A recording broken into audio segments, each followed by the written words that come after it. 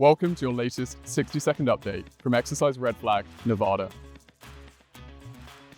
The Royal Air Force has joined the United States, Australia, and partner forces on Exercise Red Flag 26-1. It is one of the world's toughest air combat training environments, allowing participants to hone their warfighting skills. It demonstrates our agility, integration, and readiness to fly, fight, and win.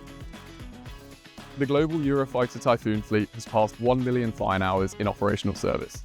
RAF Typhoons are deployed globally and are on constant 24/7 standby in the UK for quick reaction alert duties, defending the UK and our interests.